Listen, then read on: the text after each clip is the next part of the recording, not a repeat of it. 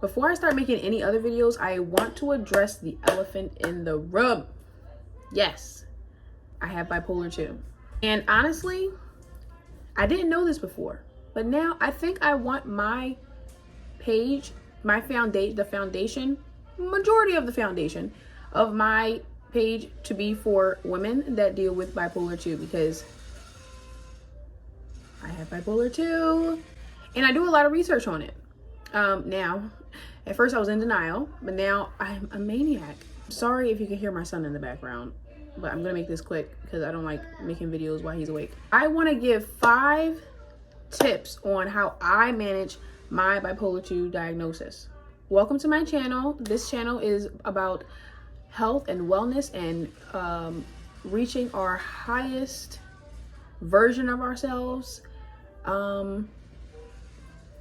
And I just share things that work for me, that has helped me. And yeah, let's just get right into it.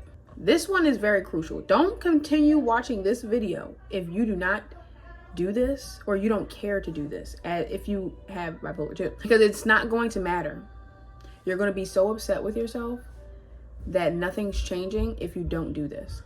You have to prioritize sleep. You have to sleep. That is the foundation of bipolar 2, is a unmanaged sleep schedule, an unmanaged circadian rhythm. That is the rhythm that your body, your natural biological body, your biological clock, it runs on. And when we're talking about sleep, we're talking about you being in bed by at least 10 o'clock. Lights off, showered, teeth brushed, face washed. Yes, you need to be in bed by 10 o'clock. No games. It has to be so strict. Lights off. You need that REM, that REM. It does not matter how much sleep you get. If you're not getting any REM sleep, you're going to be irritated. You're going to be annoyed. You're going to be tired. So for a fact, me, when I'm tired, I'm a capital BITC. I'm that. So I'm in bed by at least 10 o'clock, sometimes 11. I'm not gonna cap. I'm not gonna lie. I'm still working on it. But most times I'm in the bed by 10 o'clock. And even if you can't sleep, get in the bed. Eventually, when you keep going to bed, you keep getting in bed at 10 o'clock, eventually you're gonna start falling asleep immediately. Find some type of exercise you can do. I heard you can do this. Look to the side, look to the side, look to the side, look up, look down, look up, look down, look to the side, to the side, to the side, up, down, around and around and around. Yeah, do that until you fall asleep. Hope I didn't look crazy doing that because I can't see, I'm blind. So yeah, sleep must be prioritized before anything else. That has worked for me. It makes me feel amazing. It makes me feel so much better to be on a schedule. And also waking up early in the morning, not sleeping all day. It's okay to take a little nap in the middle of the day, but consistent sleep schedule. In bed by 10 o'clock, up by at least 7, 8 o'clock in the morning. Number 2, this might be a tough one. I'm still working on this. I'm not even going to cap it to you. Okay, but I know it's something that I need to improve on. Okay, no nicotine, no alcohol, no caffeine. Oh, also no fast food. I think it's okay to do it once in a blue moon, like fast food, like once in a while, you know, but anything more than once like a month, or maybe, okay, depending on what it is. Like the fast food, maybe once every 2-3 weeks. Nicotine, just stop. Alcohol, you know, once a month, maybe like once every 3 weeks, something like that. A little drink, a little something. We can't do it all the time. This is for my bipolar 2 girlies, probably bipolar 1 also. We're not built like that. I know we want to be built like that, but we're not. That shit fucks us up, excuse my French, more than it would a regular person, I'll say. It messes our brains up more when we abuse, and we have a an addictive, I don't want to say personality, but that's the best I can come up with right now.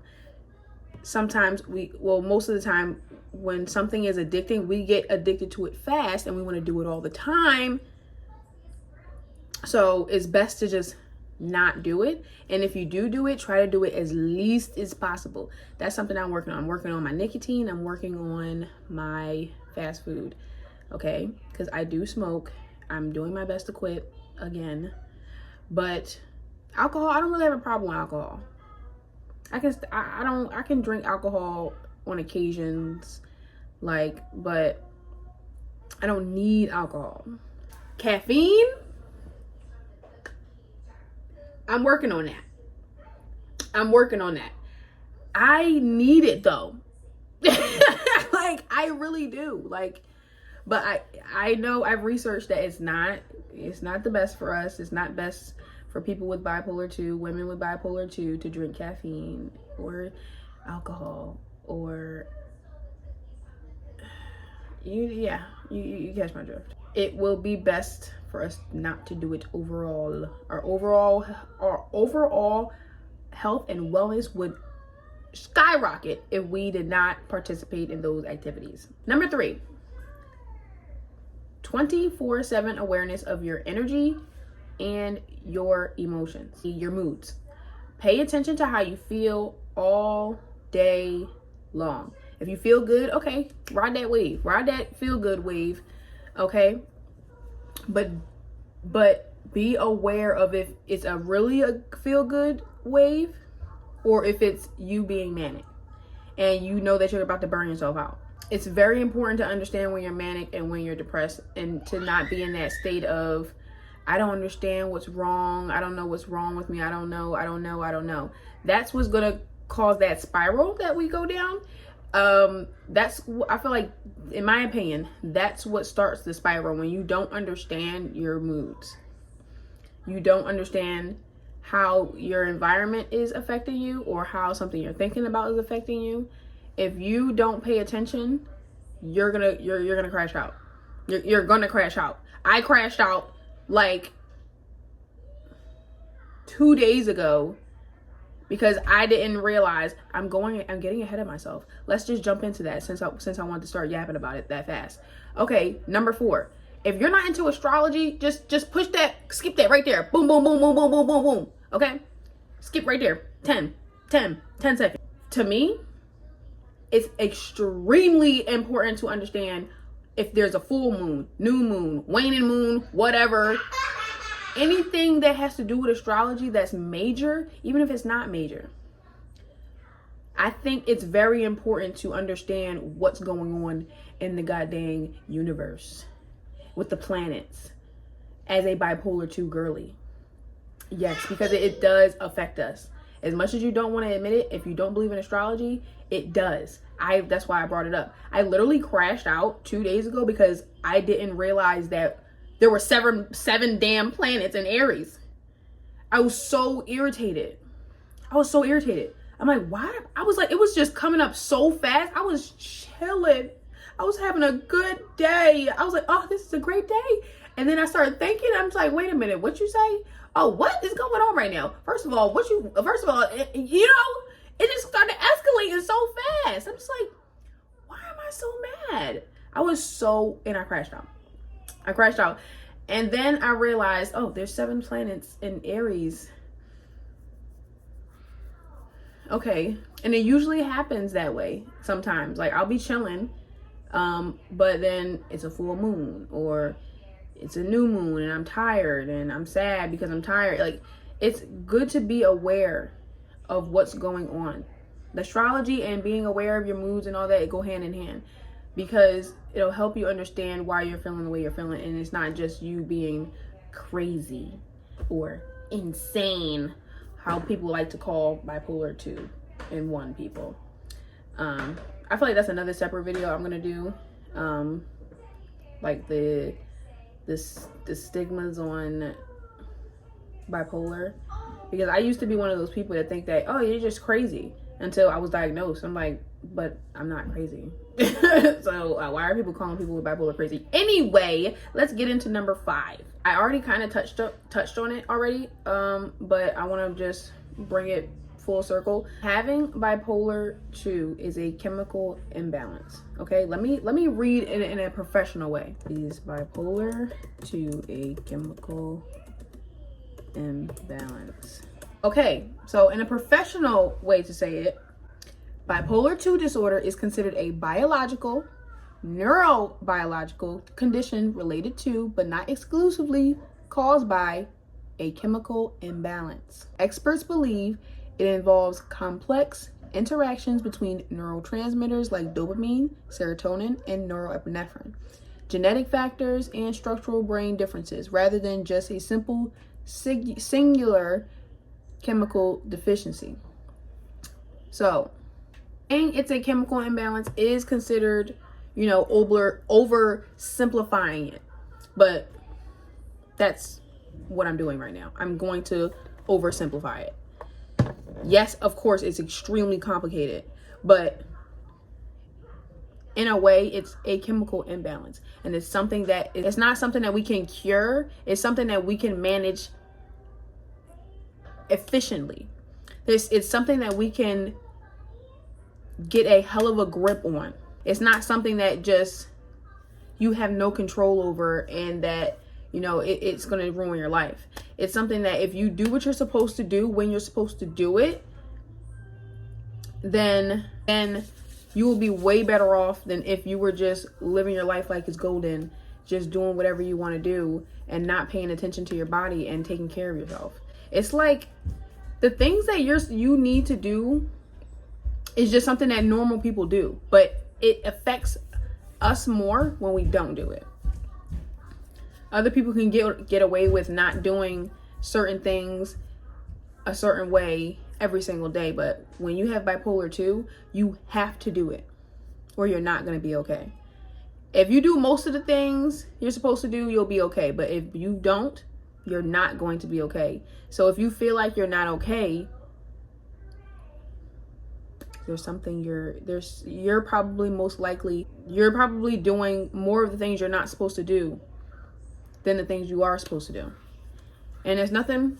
Look, I was in denial for like 3 years, and I was going crazy. I was drinking, I was smoking every day, like every night.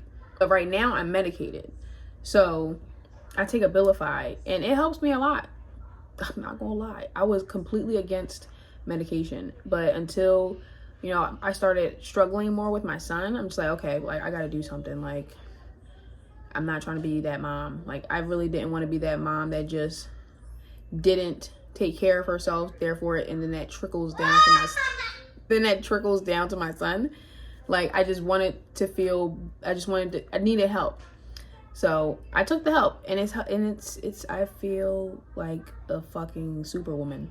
Okay, if you're open to that, talk to your doctor about it. I'm starting with Abilify. I've only been on it for like 2 weeks, and I feel like a fucking champion. I feel like a goddamn, you feel me? I mean, I'm here right now.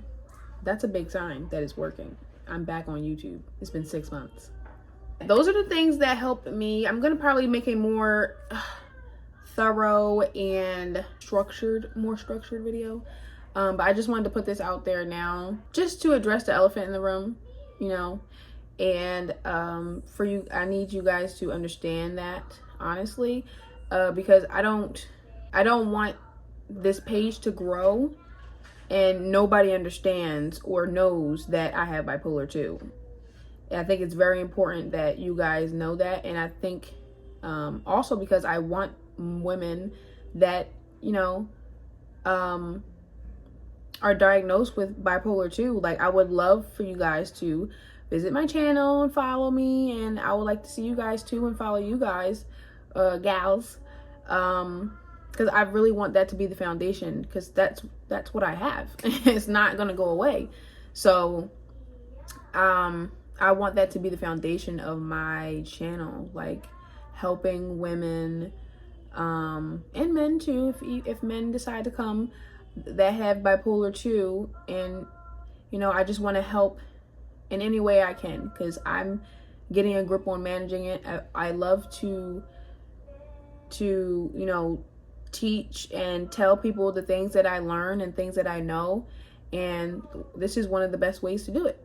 You know, something that I live with every single day, that we both live with every single day, and you know, sharing my extensive research that I do and testing it on myself to see if it works. And this works. Going to bed when you're supposed to go to bed and waking up at the same time works. Paying attention to your moods works. Paying attention to your emotions works. Understanding that, you know, even though it's oversimplified, it's a chemical imbalance. You cannot change it. All you can do is manage the hell out of it. Pay attention to astrology. Try to get into astrology and understand how the planets are aligned and how it's affecting you and how it's affecting your mood, because it will affect your mood if you're not aware, whether you're aware of it or not. And also working on reducing your vices. I think I'm using that word right. Nicotine, alcohol, fast food, caffeine. Okay? I love you, girlies. And if you're a guy, love you too. I'll be back with another video soon. Thank you for watching. Like the video, share, subscribe to the channel for more videos like this. Okay? Bye.